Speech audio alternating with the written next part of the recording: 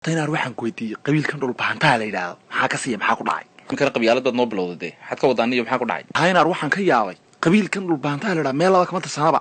Soomaaliland ma aha Soomaaliyana ma aha waa sidee dhinacun bay ku darxumaysan yihiin aniga quraacda dhul bahantaa ma waxba ka yaqaanaba horta ma weydiis esoon ku weydiinay afka ugu hayo maxaa ka siiya waa sidee waxa weeyaan dhul bahantuu berigii Ingiriiska iyo Talyaanigu ina gumaysanayeen waqtigii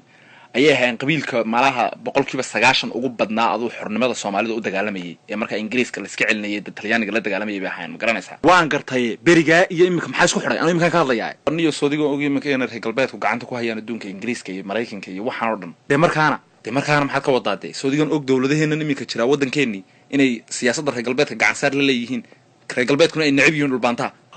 ma berigii ay la dagaalameen daraadid ilaa imika u daba socdaan arwaa sida marka dhul baanta loomaba ogolaba inuu dawlad madax banaan noqdo ama uu awood yeeshaba de inaar soo kor ma jarteenkii saaqba ay dawlad madax banaan yihiin iyagu soo berigii gumaystaha meenay soo dhaweyn